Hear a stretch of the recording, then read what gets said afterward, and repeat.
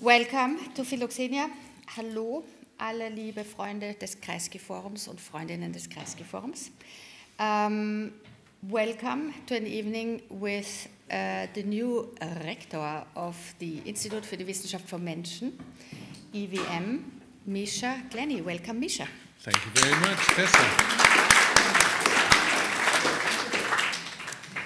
Because the world is so depressing at the moment, with Yes. all the terrible things that happen, we thought we would make you even more depressed and talk about more complicated stuff.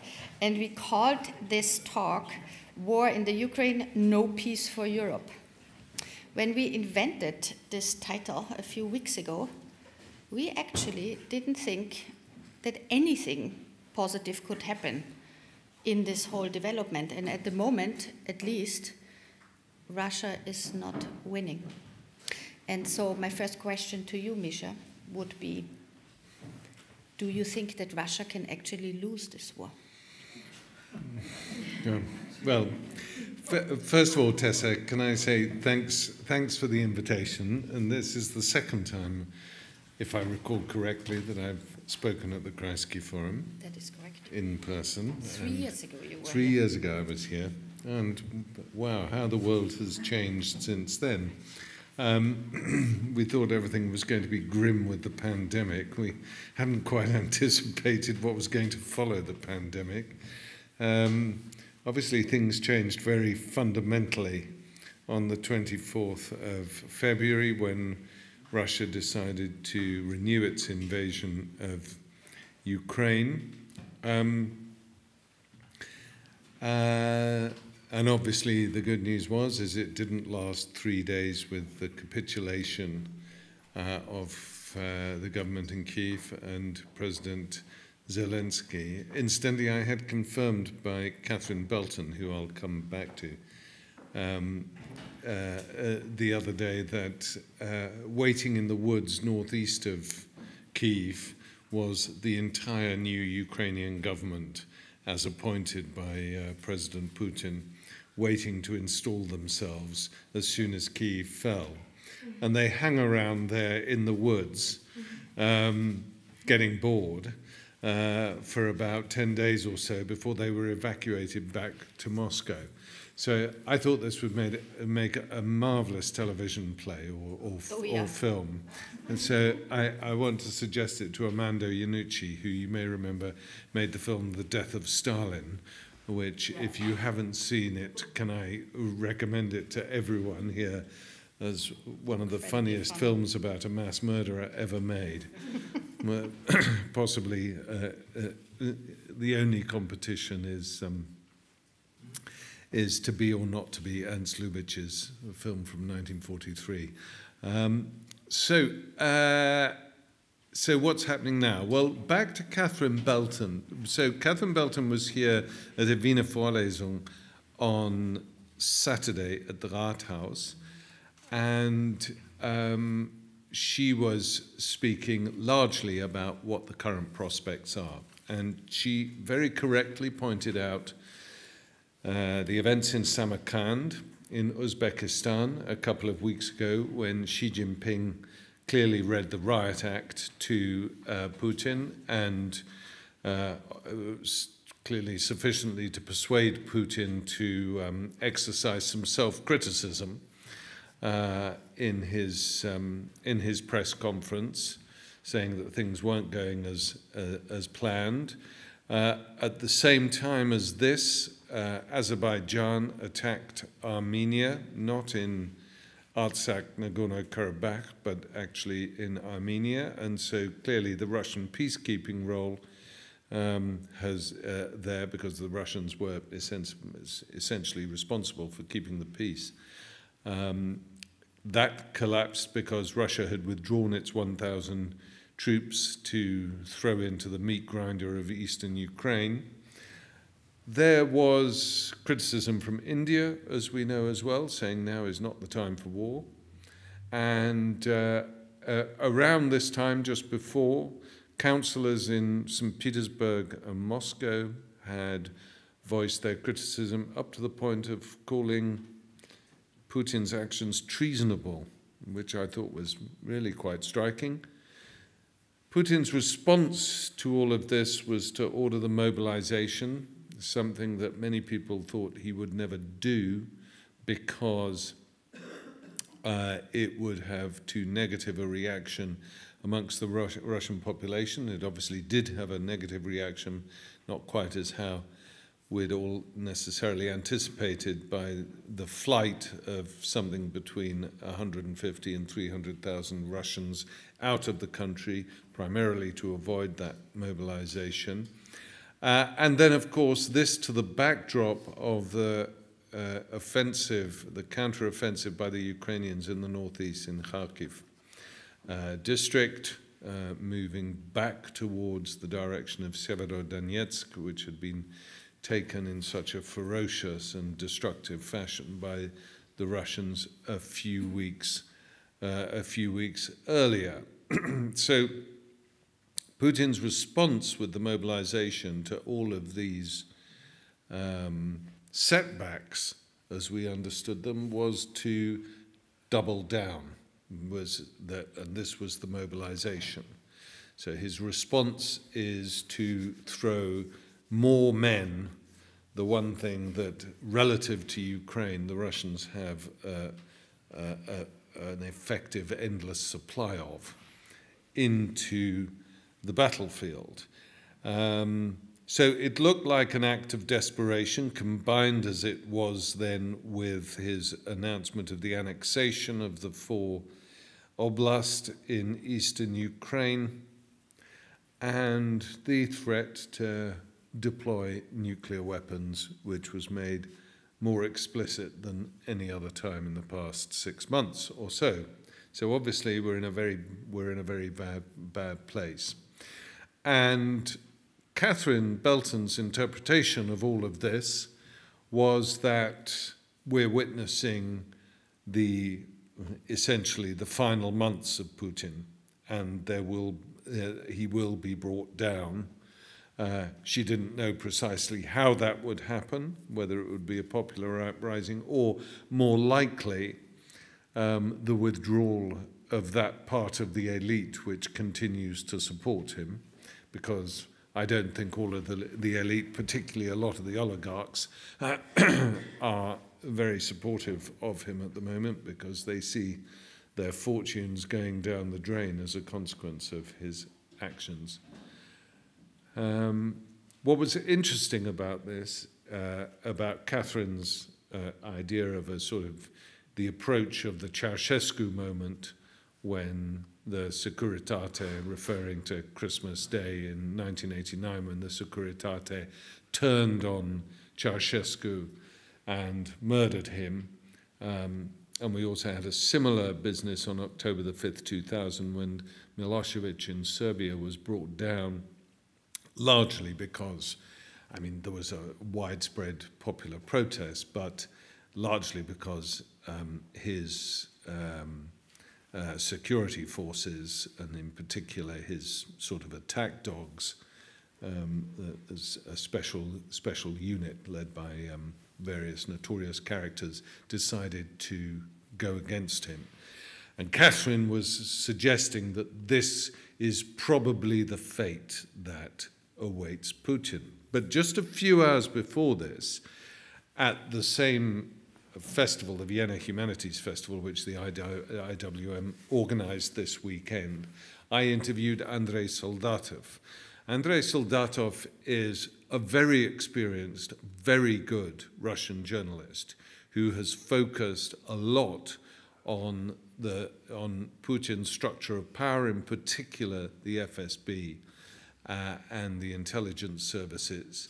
And Andrei, who I've known for about almost 20 years now, and who I have trusted a lot in terms of his analysis, gave really the completely opposite picture of what this all means. He's also Russian.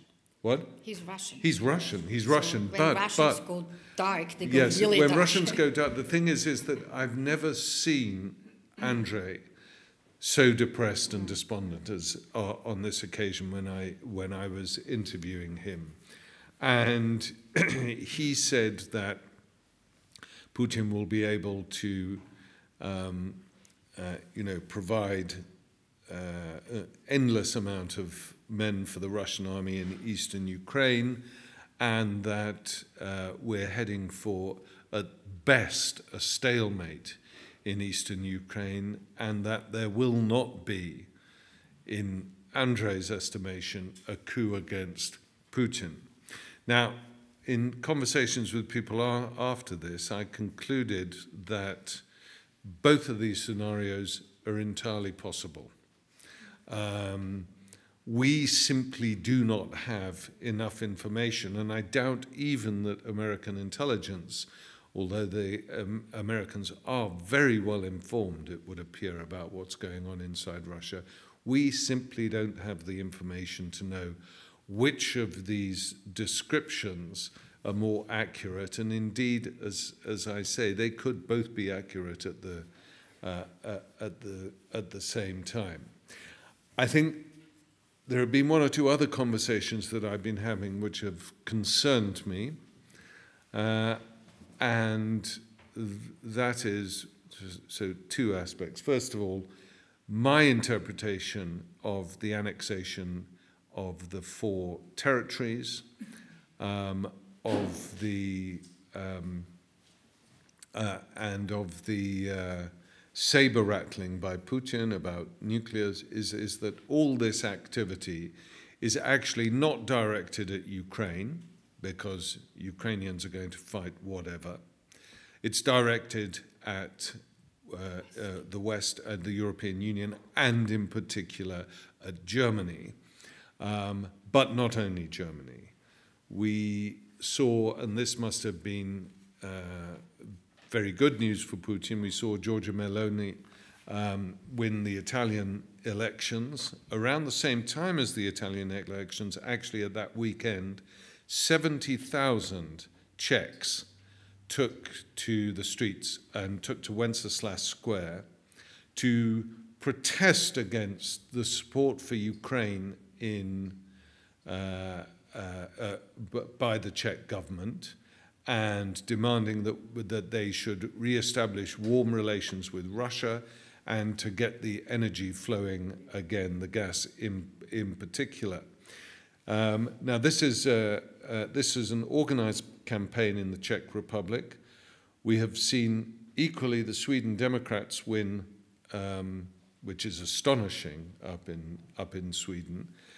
And so Putin sees what he often has identified in the past, and that is very severe divisions within the individual member states of the European Union. And that is what he's hoping to exacerbate with his policies at the moment, so that, in particular, Germany, where we know that Scholz is reluctant to go full tilt on support for Ukraine, although I think it's worth mentioning here that Germany has supplied more weapons to Ukraine than the United Kingdom has, for all of the rah-rah bluster of Boris Johnson and Liz Truss.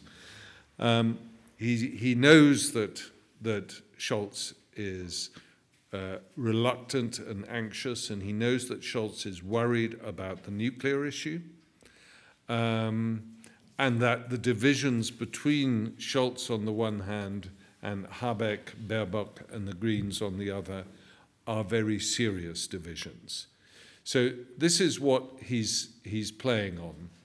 That's the first thing I'd say about what he's actually trying to achieve with the nuclear saber rattling. The other thing I would say about that is I think we have been somewhat ill-served by the media in terms of what's going on in Ukraine entirely. Not that the counter-offensive in the northeast isn't an extraordinary military reversal for the Russians, because it is. It's absolutely incredible.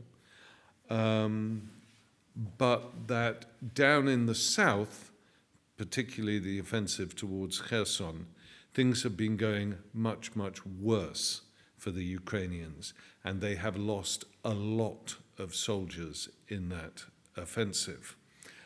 without really gaining any significant amounts of territory. And in that area, the Russians have strengthened their defensive lines, and it's going to be difficult for the Ukrainians to dislodge them. The other problem, which I've been alerted to in recent weeks, is the fact that NATO, like Russia, is running out of munitions and supplies. So both sides are actually scrambling for military resources, hence Putin's negotiations with North Korea for the supply of ammunition and weapons. But NATO doesn't have endless stockpiles of weaponry which it can just hand over. And the weaponry that it's been able to hand over so far, apart from certain exceptions like the HIMARS surface-to-ground radar missiles, have been easily adaptable for the traditions of the Ukrainian army, which remain essentially Soviet traditions, although in the past 5 years they've had a lot of training from NATO. But the new weapon systems, which aren't necessarily all ready, will require much more training for the Ukrainians before they can actually use them. And something like HIMARS, the Americans are actually running out of. And although they've been reordered, some of them won't be ready for another 2 years or so. So what we're going to see, I suspect, in the next 6 to 9 months is a continuation of this war.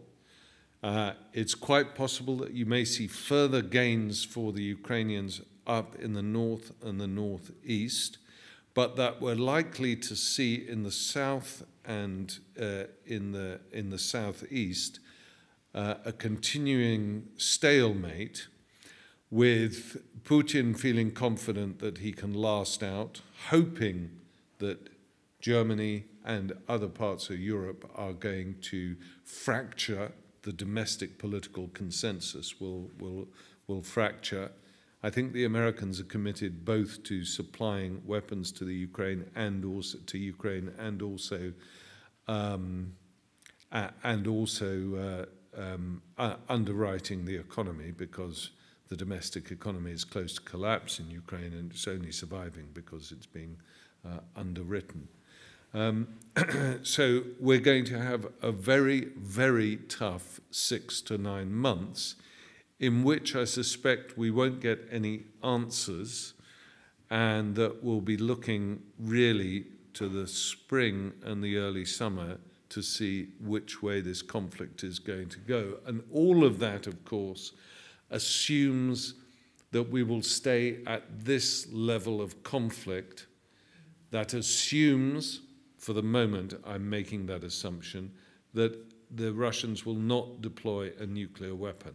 Now, if the Russians do deploy a nuclear weapon, that takes us up onto the next level of conflict, and it is essentially a challenge to the United States, because it is the US who will decide whether to counter that escalation with an escalation from on the side of NATO. What is going to happen? I noticed that David Petraeus today stated that in the event of the Russians deploying a nuclear tactical battlefield weapon, that the Americans would wipe out the Russian army in eastern Ukraine, and it would wipe out the Black Sea Fleet. Now, obviously, if that were to happen, then we're not in Kansas anymore. So that's roughly where we are.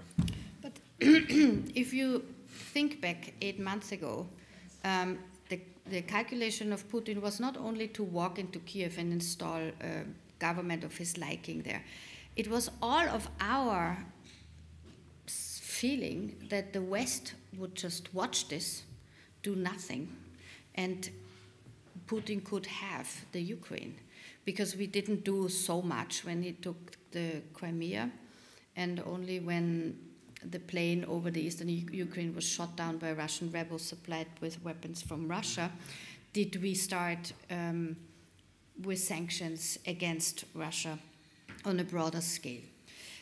But what really happened in the last 6-8 months was that not only did Europe react strongly, but it actually had an effect also, because the supply of weapons that NATO states gave to the Ukraine absolutely changed the situation on the ground for the Ukrainians. It might not be ever enough, of course, like in these crazy, terrible wars, everyone might run out of weapons, but it seems to me that it might have been already enough to make clear that at least neither side will take the other out completely or overrun the whole of the Ukraine.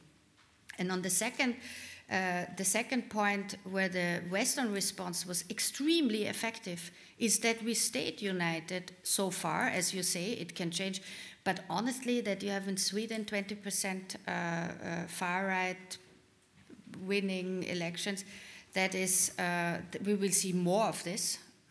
And Italy is only the beginning of this trend now, also on the government level, but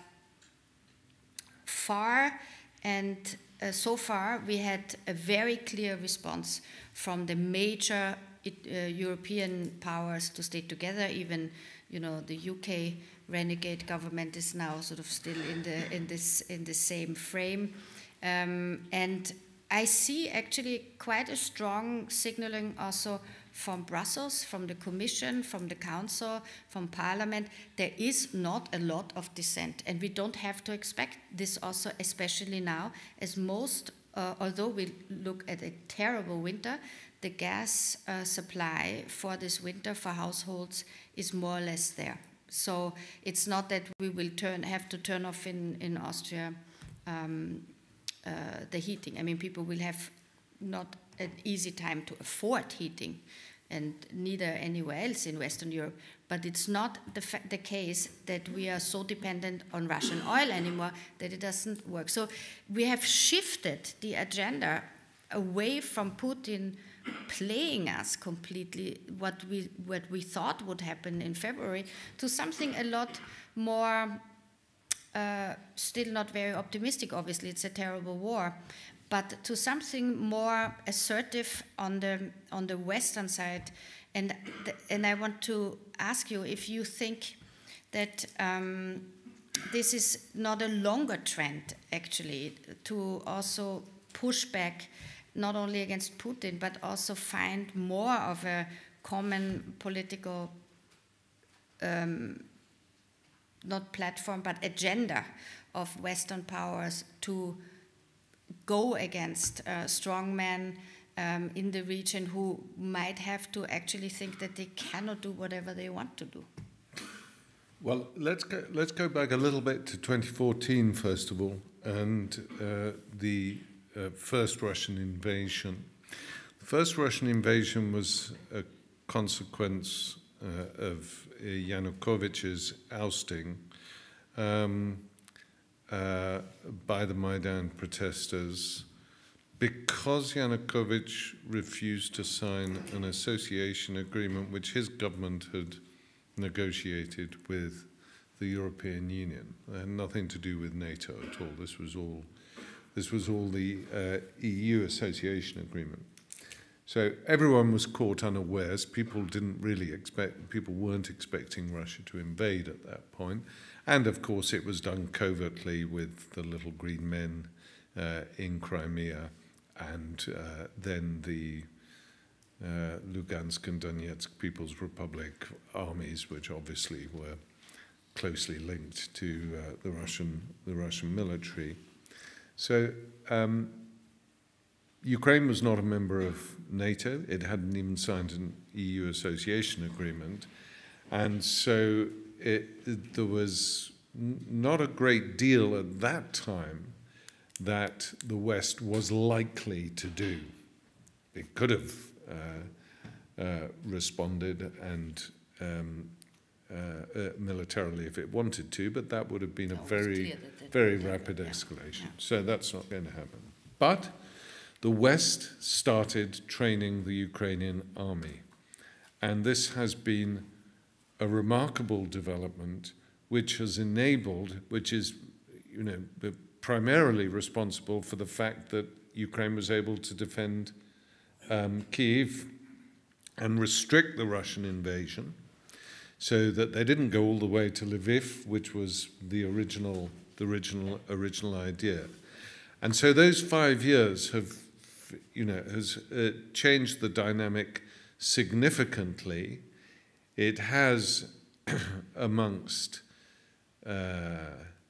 NATO leaders, both within the North Atlantic Treaty Organization itself and its member states, given a renewed purpose to NATO. On the whole, they feel as though they're doing a responsible job. Individual member states are still worried, which is why you get lots of the supplies to Ukraine going through second or third countries, so that it doesn't look like, say, you know, a country in southeastern Europe is directly supplying Ukraine with weapons. So it's clear that over that 5 years, there was a process going on which was a consolidation of the purpose and mission of NATO within the context of Ukraine, which I think has helped a lot in bringing about that sense of purpose that you talk about in response to the 24th of February. And I think you're absolutely right that that Putin didn't anticipate this. As we know, he saw not only the shambolic evacuation from Afghanistan as a sign of Western weakness, lack of resolve, and general incoherence in international policy, and overall a sort of a decadence, a sign of decadence. But in Syria, in the Middle East, he was the defining great power. Putin turned Russia into the defining great power of that conflict, and also less on the radar, but equally important, culminating in the weekend's coup in Burkina Faso, basically by Wagner, is the expansion of Russian military influence through its mercenary groups into Central and now Western Africa, which speaks to Russian resolve and Russian purpose in foreign affairs. And Putin obviously made the gamble that the West was going to be equally weak and divided when it came to Ukraine, and that was wrong.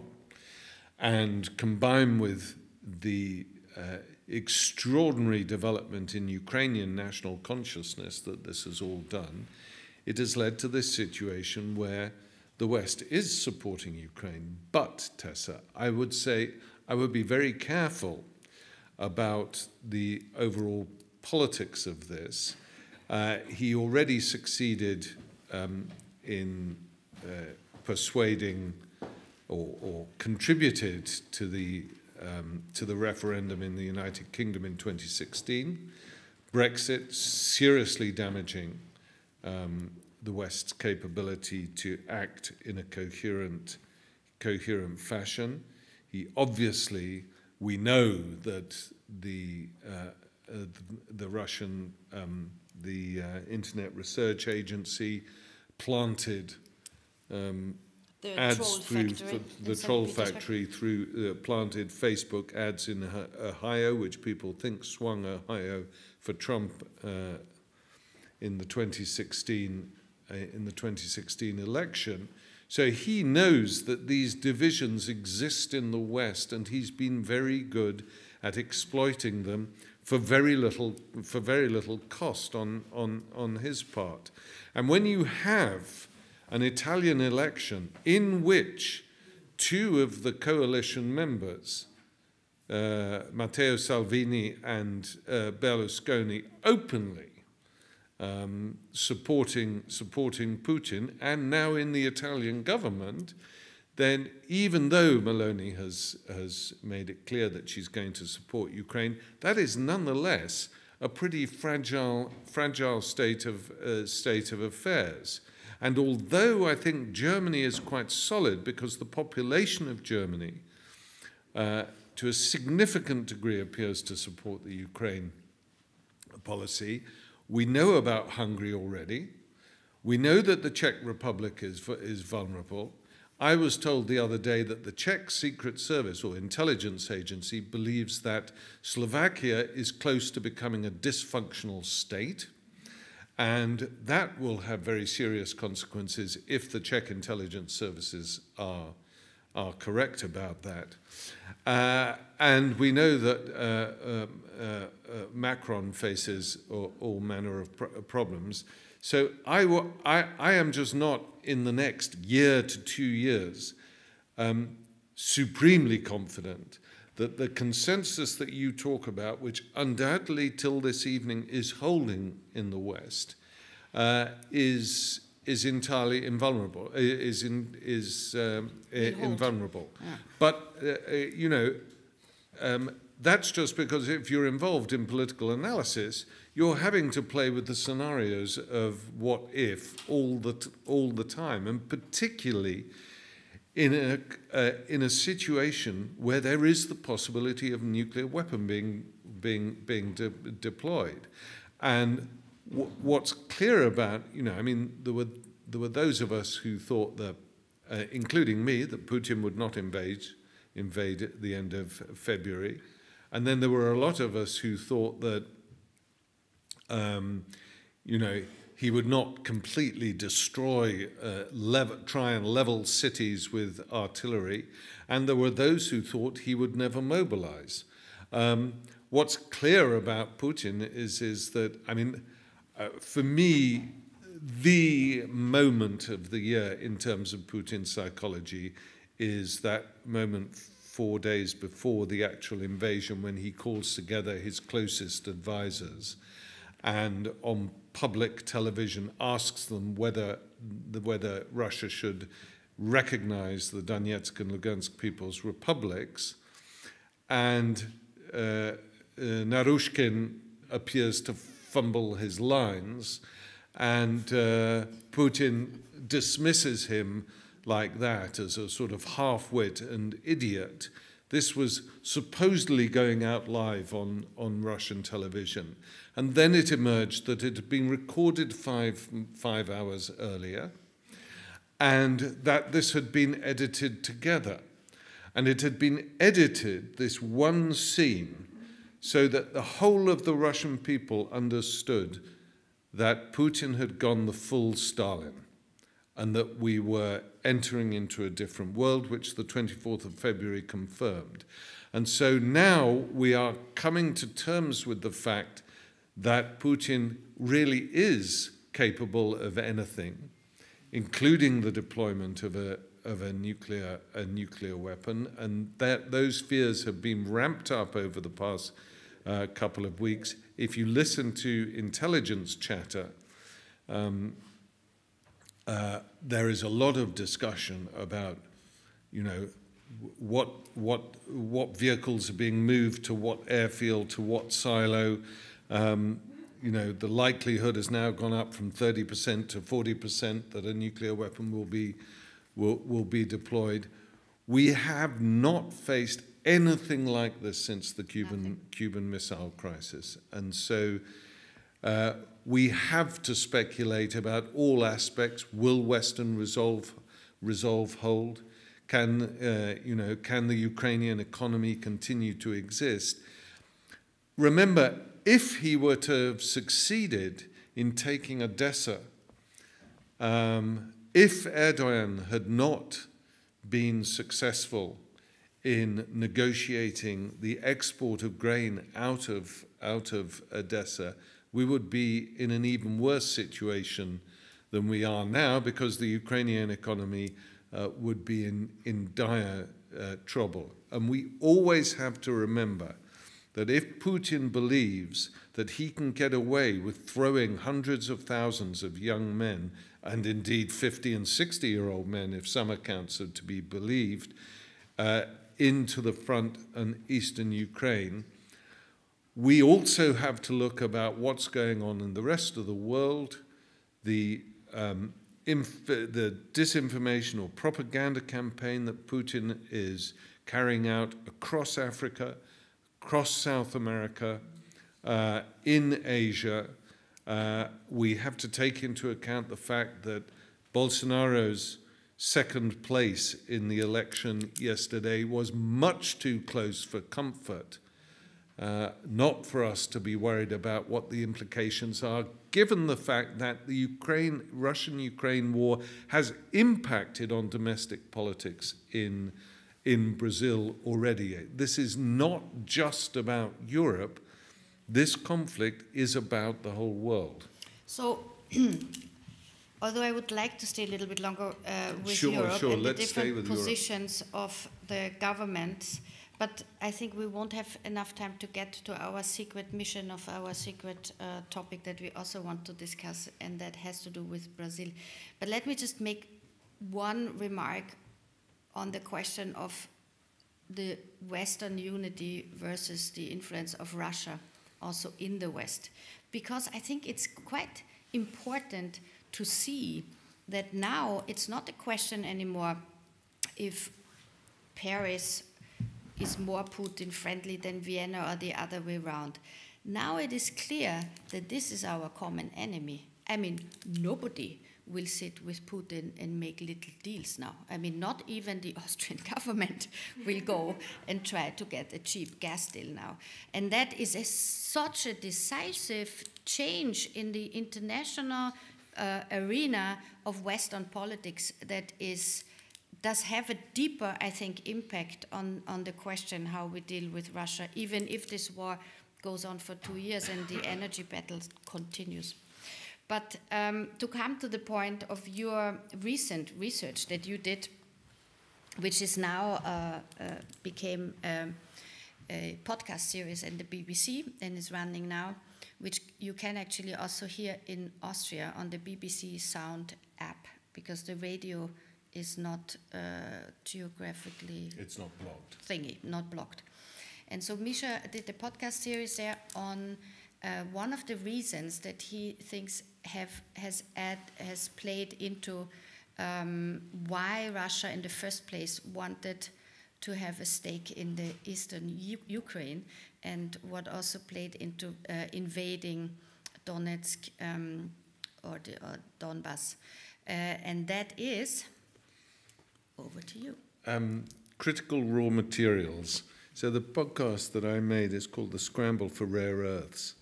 And it's a subject that I've been interested in ever since I wrote McMafia in the from about 2004, 2005, when I was looking at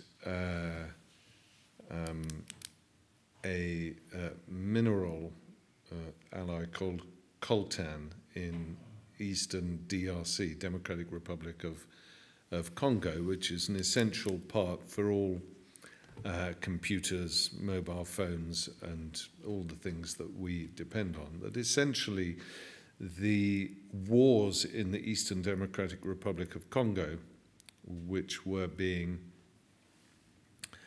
facilitated by mafia groups as well as militias from all over the world, not just Russians, but Russians were very heavily involved, as were Ukrainians, incidentally, as well. This was to get hold of critical raw materials that are needed for high-tech industries. And amongst the critical raw materials are 17 metals called rare earth metals, which are not rare. They're all over the world, but they're called rare earth metals for a variety of reasons. One of the reasons they're called rare earth is because you have to extract huge amounts of rock in order to get tiny little bits of this stuff. Like diamonds, basically. Yes, basically like diamonds. But unlike diamonds, you then need very, very complicated processing in order to get them into a usable form before you can actually then put them into applications.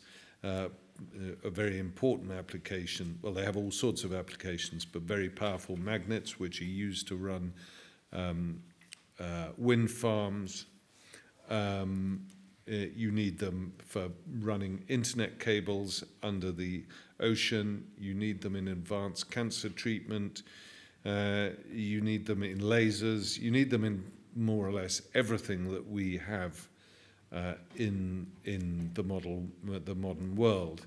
And along with those rare earth metals, which have these really astonishing properties, you also have metals like lithium, which are huge amounts of lithium are required for example, batteries in which we can store electricity and run electric vehicles and so on and so forth. Now, the funny thing about this industry is that in the late 80s and early 90s, when the United States had hit upon the brilliant idea of turning China into the heartland of US manufacturing, one of the industries that they decided to send over there was rare earth metals, because amazingly, in the late 1980s, the United States had a complete monopoly on the extraction and processing of rare earth metals. But the Chinese has always said, look, we can do this a lot cheaper, and we don't care about all the polluting involved in the extraction of these rare earth metals.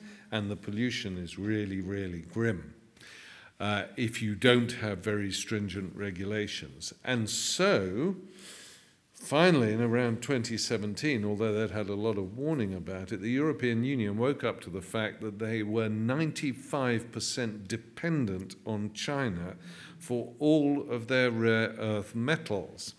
Now, we've seen what happened with Russia and gas supplies in Europe. Just imagine if you control the essential critical minerals for future technologies, and you happen to be China. Let's face it, it's a bit of a bonanza. So, starting about between 5 and 10 years ago, the European Union and the United States and Australia, which happens to have quite a lot of rare earth metals that are relatively accessible, including lithium as a critical raw material, the West started a desperate scramble to try and find all of this stuff. I spoke earlier on about Russian activity in Central Africa. That's not just because they want friendly governments in the UN who will support them. That's because they're looking for gold and they're looking for critical raw materials, and they're finding lots of it. So what began to happen about 10 years ago is a new great game, a new scramble. The Chinese are trying to prevent in various ways, using disinformation amongst other things, when it comes to mining of lithium and things like that. They put out Facebook and Twitter posts saying that this is going to destroy people's environment and livelihood, so that we are persuaded not to mine in a particular place, so that China can maintain its monopoly. And then Russia discovers, over a sort of 10-year period it's been looking into this, that Ukraine is a great store of critical raw materials. And lo and behold, a lot of those critical raw materials turn out to be in the Donetsk region and southern Ukraine and underneath the Black Sea. Now, one of the reasons why Russia wants to get hold of these materials is they have this supposedly iron relationship with the Chinese at the moment, but as everyone knows very well, those types of alliances are extremely unpredictable, as Xi Jinping has made clear over the past 2 or 3 weeks. And so Russia is engaged in getting hold of its critical raw materials in Ukraine, where it is estimated that there are several trillion dollars worth of these materials, in the mining basins of Ukraine. This is important because up until now we've assumed it's just a kind of supercharged, insane end of empire ideology of Putin that is driving this war. Now, I have no doubt that that is part of the reason driving this war, and a very important part of that. But there's also, as they used to say in the West, there's money in them there hills, the West of America, the American West. There's money in them there hills. Well, there's money in them there Donetsk basin as well. And so this is not just an altruistic invasion for some fantasy ideology. It's also to do with resources. And do we know what the state of these mines are? Because the Ukrainians were the biggest suppliers of some of these metals, and now it's presumably the European Union in 2017 created something called the Critical Raw Materials Alliance, aware of the fact that it didn't have any, and. It made by 2019-2020, it had made 2 strategic deals, one with Canada and the other with Ukraine. So they were just at the beginning of identifying which sites they were going to exploit, and European companies would become involved, and there would be a government to Brussels agreement between Ukraine and Brussels. Those negotiations are still going on, but we don't have the precise information of which fields and which regions are involved in terms of the EU-Ukrainian negotiations. So we're going to have to wait and see, but you can bet your bottom dollar that quite a lot of them will certainly be in the southern Ukraine and up in the east. Well, we know that there are significant deposits in that region. It's definitely one more reason to get Russia out of there. Even if we don't do it for humanitarian reasons alone, we might have our own economic interests affected by this little fact. One more subject we wanted to touch upon is also that only, if you remember during the COVID pandemic in Serbia, they had this transparency going up thanking the Chinese and the Russian governments for the supplies of all sorts of things that the EU failed to bring.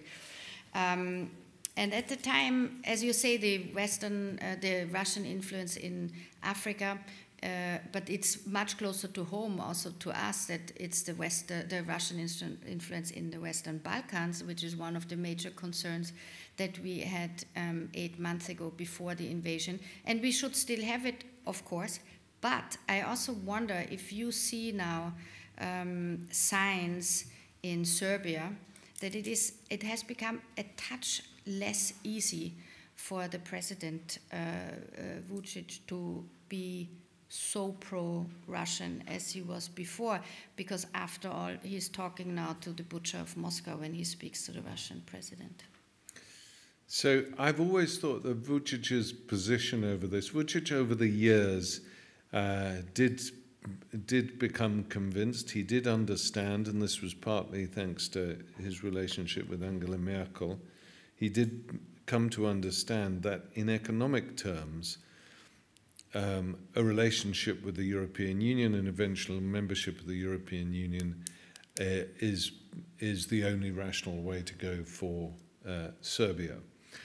But in part because of his own domestic policies and his desire to be unchallenged politically in Serbia, he has also mobilized a nationalist pro-Russian element within his own party and amongst his electoral supporters as well. I have looked at Vučić throughout this crisis and thought he reminds me of Tsar Boris in Bulgaria in 1943, who every day would scrutinize very closely what was going on in Stalingrad. And he was under pressure from Berlin at the time, from Hitler directly, to deport Bulgaria's Jews and send them up to Auschwitz. He had already given the green light to deport the Jews of Western Bulgaria, the country that we now know as Northern Macedonia, which he had occupied in 1941. So it's not like he was a total hero for the Jews, but for the Jews of Bulgaria proper, he held out. And when he realized that Hitler was losing Stalingrad, he actually stood up and publicly announced, "We will not be deporting any of our Jewish population," in a clear snub and insult to Hitler. And I think Vučić is doing the same thing. I think he's looking to see who's going to win this war. And if it looks like Russia is going to win this war, he is going to have colder relations with the West. If it looks like that Ukraine is winning the war, he will cozy up.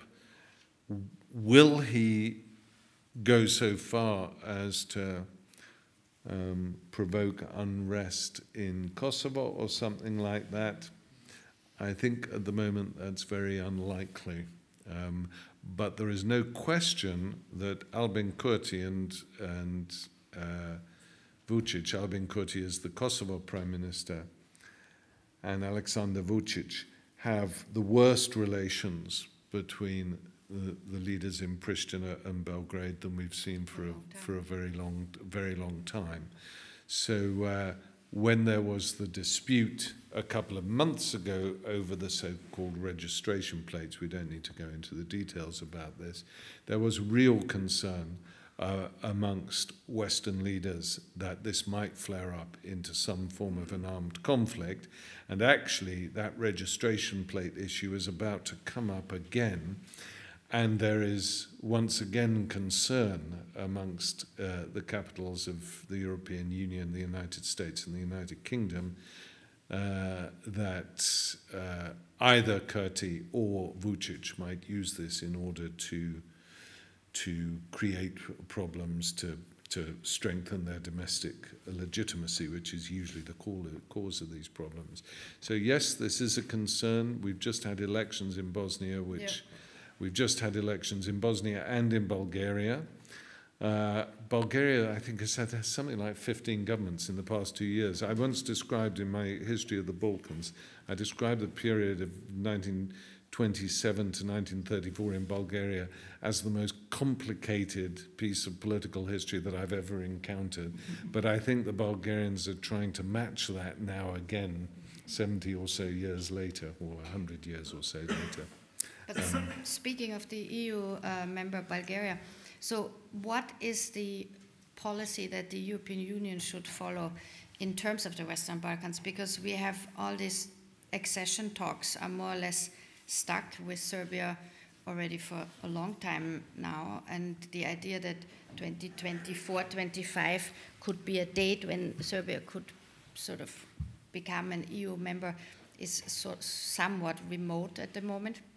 But there's all the little, we are now taking in the Ukraine, which also, of course, is a long-term project. But if we take the Ukraine and Moldova seriously as candidates, then we, of course, have to, do something about Albania and North Macedonia, who are very much deserving to come into the framework of the European Union as well, and Montenegro. But so is that something where you see that the effect of the war and this idea that you don't really want to sit on a fence between a democratic bloc like the European Union and a guy who sends hundreds and thousands of young men and also old men into a war that they think is unjust, and they are actually also running away from it. I mean, there's no, even for Vučić now, it's not anymore a question, do you want to be a little bit more in the Eastern or the Western influence zone? It's the question between dictatorship and democracy.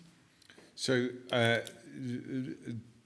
Joe Stiglitz, again, let me plug the Vienna Humanities Festival, okay, which we it was a organised over the weekend. Our weekend. opening event was actually last Tuesday, and that was the Nobel laureate Joseph Stiglitz giving a talk about his thoughts on the world at the moment, and particularly the economic aspect. But he said straight away, he said that the problem about the Russian invasion of Ukraine is that the European Union is at war with Russia. It just doesn't realize that it's at war yet, and it's got to take that into account. Now, if we accept Joe's premise, that means that in the Western Balkans we have to start acting fast, and we have to start acting politically and not bureaucratically. But we are acting bureaucratically first and foremost by not encouraging fast accession of absolutely North Macedonia, Albania, Montenegro, as you mentioned. Kosovo and Serbia are a different thing, and we can't get around that because Serbia will have to recognize Kosovo before it's being allowed in, and that's unlikely to change. But we've got to act politically here. These are not very big countries. They would be easy for the European Union to absorb. And if we don't do that, first of all, you cannot contemplate making Ukraine and Moldova members of the European Union whilst leaving the Western Balkans, who've been sitting there, promised 30 years ago that they were going to be members, and just sitting there and watching this all drift by them, you know, because there is serious disaffection in the Western Balkans with the endless promises and lack of action of the European Union. Now, most of that is bureaucratic. Sometimes it's egregious political errors, such as Macron's decision to veto Albania and North Macedonia's candidate status in 2019. Now we have the Bulgarians playing with North Macedonia for their own domestic political reasons. It's got nothing to do with Northern Macedonia. For whatever, I mean, you know, of course the Bulgarians will argue it is, but that's just bollocks. So we need bold political vision. This is difficult, and here I come back to don't underestimate the divisions when you have characters like Orban knocking around in the European Union, because he is in a position to seriously hamper things like this, but we really have to watch out for that disaffection. The Western Balkans is not immune to social and political unrest. It would be a tremendous boost for, say, Montenegro, Northern Macedonia, Albania to come into the European Union. The idea that you'll get an upsurge in criminality because you're allowing the Albanians in is, again, complete and utter tosh, because all of the Albanians involved in organized crime are already here. Either here or indeed in South America, and in London, of course, and Switzerland, the works, you know. So many against the Albanians now. So I think Albania would be a great addition to their fun as well. God knows we need a bit of fun these days. That's true. So, because we already talked over an hour and we're basically out of time, and we will take questions from you also if you have any. But